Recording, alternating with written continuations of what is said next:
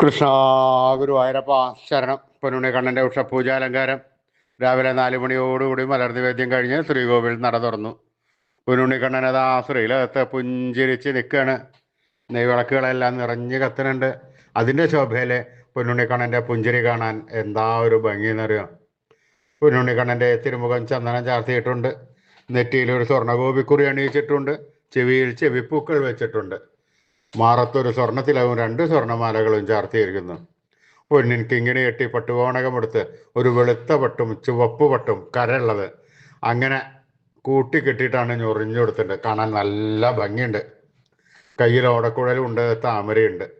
സ്വർണ്ണ കിരീടം ചാർത്തി കിരീടത്തിന്മേൽ 3 തിരുമുടി മാലകളും 2 വലിയ വനമാലകളും ചാർത്തിയിരിക്കുന്നു. അങ്ങനെ സുന്ദരനായി പുഞ്ചിരിച്ച് നിൽക്കുന്ന സച്ചിദാനന്ദ കട്ടയെയാണ് നട തുറന്ന സമയത്ത് ഭക്തന്മാരെല്ലാവരും കാണുന്നത്. അവർക്ക് സന്തോഷത്തിൽ ആനന്ദത്തിൽ ആറാടി ആ പൊന്നുണ്ണി കണ്ണൻ്റെ തിരുനാമങ്ങളും ചൊല്ലി കണ്ണൻ്റെ അടുത്തേക്ക് അതാ ഓടി ഓടി ഓടി ഓടി പോണു. ആ സോപാനപ്പടിയിൽ നിന്ന് കണ്ണനെ കൺകുളിർക്ക കണ്ട് കണ്ണൻ്റെ തൃക്കാൽക്കൽ വീണ് നമസ്കരിക്കണു, പ്രാർത്ഥിക്കണു. കണ്ണൻ്റെ അനുഗ്രഹം അവർക്കെല്ലാവർക്കും ഉണ്ടാവണം. ആ സുന്ദര രൂപം നമുക്കും നമ്മുടെ മനസ്സിലേക്ക് ഒന്ന് ആവാഹിച്ചാലോ?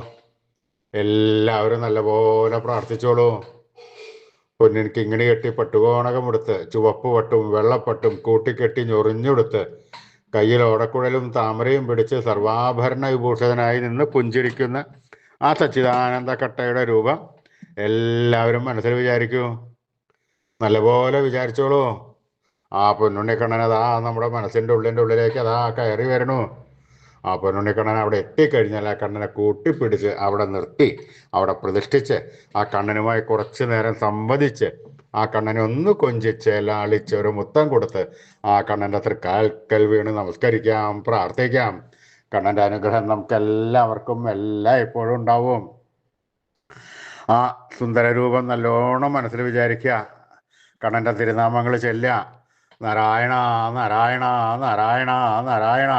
സ്നേഹത്തോടുകൂടി ഭക്തിയോടുകൂടി വിശ്വാസത്തോടുകൂടി കണ്ണൻ്റെ തിരുനാമങ്ങൾ ഉറക്കെ ജപിക്കുക. കണ്ണനത് കേൾക്കും. കേൾക്കാതിരിക്കാൻ കണ്ണന് പറ്റില്ല.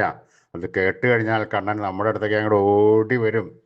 നമ്മുടെ ഒക്കത്തൊക്കെ ഒന്ന് കയറിയിരുന്ന് നമുക്കൊരു മുത്തം തന്ന് നമ്മൾ കൊടുത്ത സ്നേഹത്തിൻ്റെ 10 മടങ്ങ് ഇരട്ടി സ്നേഹം നമുക്ക് വാരിക്കോരി തന്ന് വേണ്ട സമയത്ത് വീണ്ടും വാരിക്കോരി തന്ന് കണ്ണൻ നമ്മളെ അനുഗ്രഹിക്കും. അപ്പോൾ എല്ലാവരും സ്നേഹത്തോടുകൂടി കണ്ണനെ വിളിച്ചോളൂ. നാരായണ നാരായണ നാരായണ നാരായണ. കൃഷ്ണായ വാസുദേവായ ഹരേ പരമാത്മനെ പ്രണതക്ലേശനാശായ ഗോവിന്ദായ നമോ നമഃ. കൃഷ്ണായ വാസുദേവായ ഹരേ പരമാത്മനെ പ്രണതക്ലേശനാശായ ഗോവിന്ദായ നമോ നമഃ. കൃഷ്ണായ വാസുദേവായ ഹരേ പരമാത്മനെ പ്രണതക്ലേശനാശായ ഗോവിന്ദായ നമോ നമഃ. അച്യുതാനന്ദ ഗോവിന്ദ അച്യുതാനന്ദ ഗോവിന്ദ അച്യുതാനന്ദ ഗോവിന്ദ. ഈ നാമത്രയ മന്ത്രം എല്ലാവരും ദിവസേന ഉപാസിക്കുക.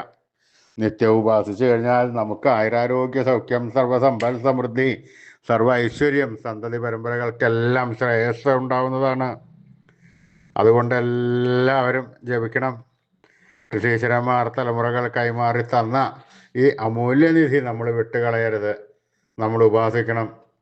അതുമാത്രം പോരാ, നമ്മുടെ വരും തലമുറകൾക്ക് അത് ഉപദേശിച്ചു കൊടുത്ത് അവരെ കൊണ്ട് ഉപാസിപ്പിക്കുകയും വേണം.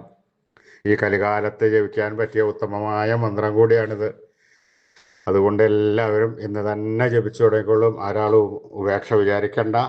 നാമത്രയ മന്ത്രം ചൊല്ലുക. അച്യുതാനന്ദ ഗോവിന്ദ അച്യുതാനന്ദ ഗോവിന്ദ അച്യുതാനന്ദ ഗോവിന്ദ അച്യുതാനന്ദ ഗോവിന്ദ.